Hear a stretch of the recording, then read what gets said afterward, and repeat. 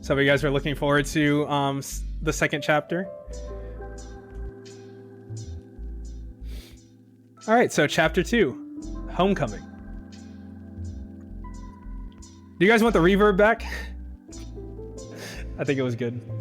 I actually can't hear myself when I do the reverb, but we'll do all the lore readings with reverb. How about that? Okay. All right, let me preemptively blow my nose too. So 1 second.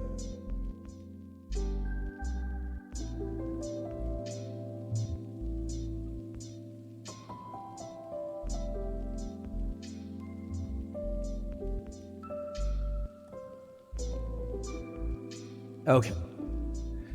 Sen sat in his reclined pilot seat at the very front of the Vaupri's bridge. Above him floated a holographic map of the entire known galaxy. It was waiting for him. Every inch was charted by the greatest of Vulpin explorers across an untold history. But even with the most detailed maps, the millions of recommended routes over the 105,700 light-year diameter of the Milky Way that lit up in a tangled mess across the ship's navigator, there was little guiding him anywhere. Ironically, being given an express directive through a greater purpose only he could achieve has simply left Sen feeling lost in the sea of stars that lay before him.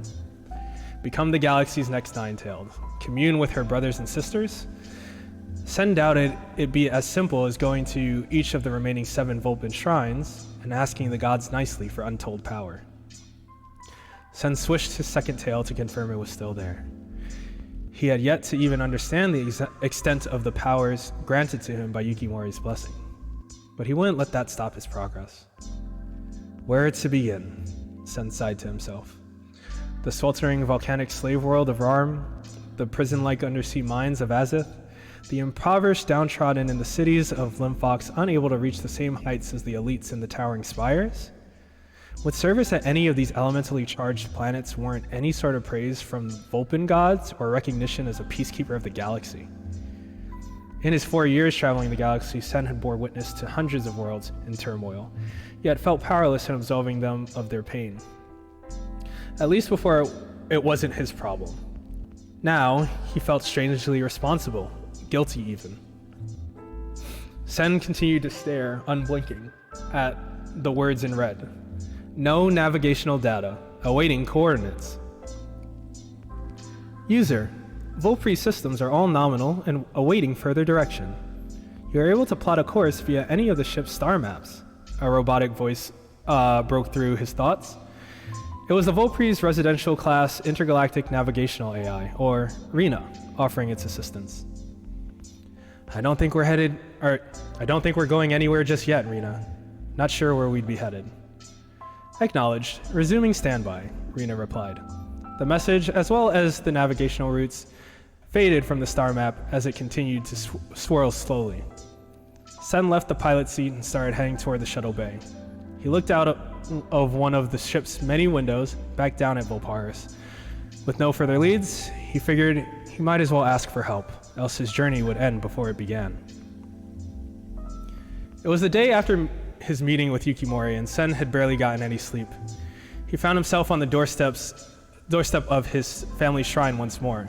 He stood in the entrance as dozens of Vulpins would brush past him and make their way through the large courtyard on the edge of the face of Vulparis' tallest of mountains for morning services. It was a clear day. The snow from the previous night had subsided. Sen looked back down the mountain. From the courtyard entrance, the high-tech valley city of Shirado seemed to fill every crevice. Half lit by the morning sun, the metal megapolis shimmered like silver, while the other half still glowed like neon in the shadows of neighboring mountains. A shrine for the spirits overlooked a city on the border of day and night. Sen walked into the courtyard, past the biodome threshold, and was instantly sheltered from the frigid cold. He stopped, taken aback. Sen noticed he had felt the change in temperature, but something felt different from when he had entered the shrine last night. He felt no relief from the shelter, only the absence of the element. He didn't hesitate in crossing back and forth across the threshold to confirm the lack of sensation. He felt cold on and off again, but if the temperature had no effect on, but as if the temperature had no effect on his well-being. Hey, weirdo! What are you doing? Sen froze as a familiar voice called out to him from behind. This can't be the first time you've entered a biodome. You are Vulpin, ain't ya? You've even got two Sen turned back toward the courtyard to show his face, but didn't make eye contact. He didn't need to in order to know the rude voice belonged to his elder sister, Anissa. Still greeting guests like that, huh, An?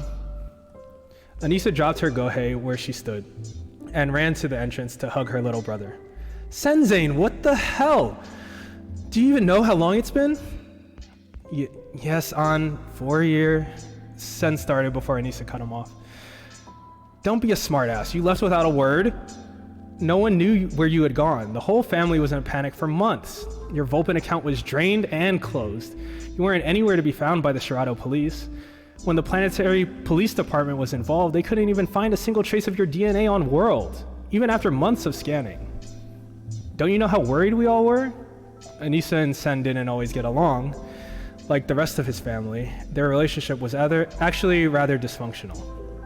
But the Shimizu clan did love each other very much at the end of the day. Anissa's tears of relief and joy of seeing his brother again was all the proof anyone needed of that. Wait, Dad got VPPD involved? Of course he did. Do you have any idea how worried sick we were? Mom wouldn't leave her room for weeks praying for Yukimori to bring you back, you idiot. Anissa started to squeeze him tighter as if she was trying to keep Sen from running away again, while trying to hold back sobbing entirely. That kinda hurts, sis. I'm sorry. Sen blushed, unsure how to take the unexpected barrage of emotion. He attempted to wiggle his tails in between her arms to loosen her grip.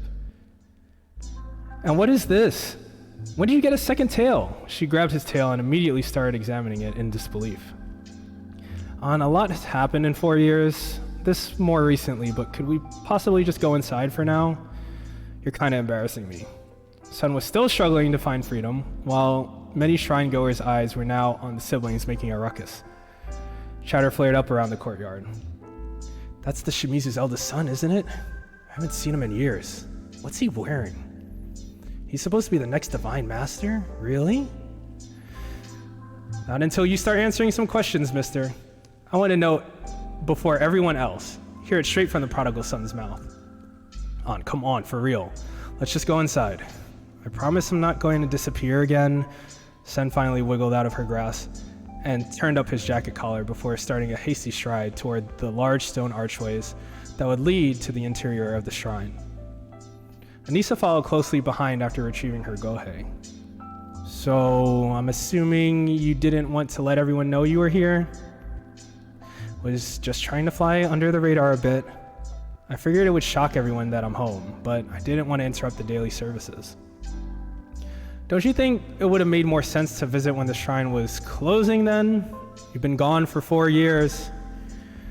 Yes, Anissa, you don't have to remind me. Yeah, well, you might have to share why you left, and more importantly, why are you back? Anissa was starting to seem a bit annoyed. It was clear she wasn't enjoying Sen pretending like it was no big deal he had returned. People disappear for that long, and you think you'll never see them again, you know? People gave up hope in finding you. Your own parents had a private spirit stream ceremony to guide you to Exava, in case you had passed away. You weren't on Vilparis, and before anyone could notice you were gone, you could have been any number of light years away. No one knew anything, and there's nothing anyone could do about it. That is kind of the point of running away. Right before the doors to the residential areas, Anissa stepped in front of Sen to block his path. Listen, she exclaimed, drawing a glance from a shrine attendant passing by.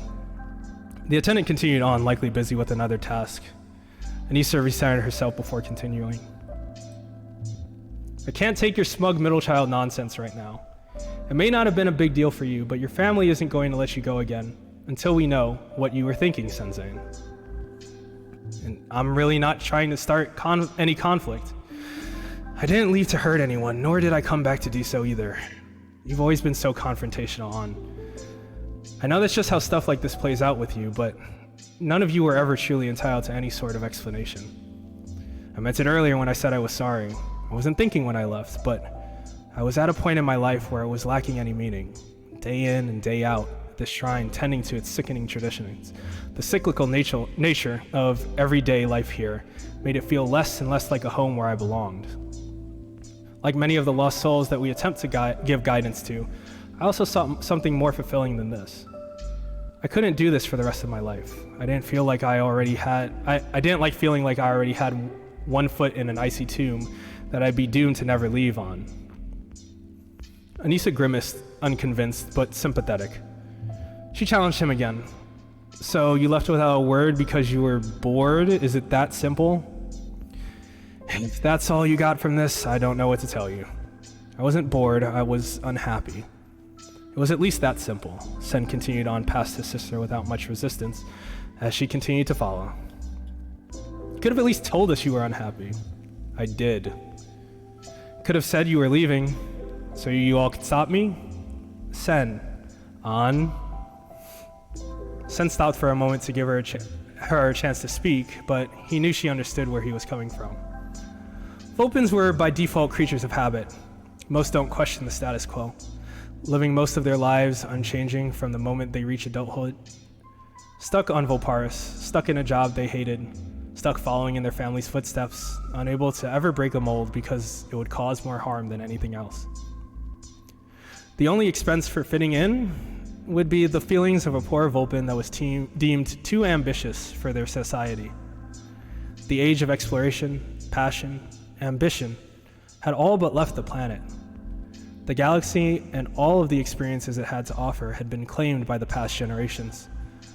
All that was left was the time for rest, a homecoming bell for an entire species that rang hollow in Sen's ears. To him, it felt that the whole of Volparis was content with settling.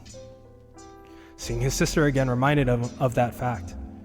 Sen wanted to tell her off, to bleed his heart out again.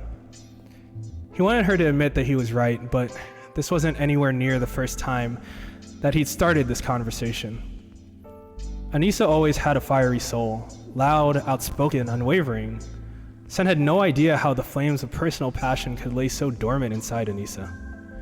It was the one thing keeping her from being his most trusted confidant despite the turbulence. But Sen couldn't continue to dwell on this. There was too much to be done, with or without her help. Yay! Chapter 2. We're really getting there. I got one more chapter. The third chapter is bigger. I believe it's, I think it's as big or bigger than the other two chapters combined, so we'll try and get there.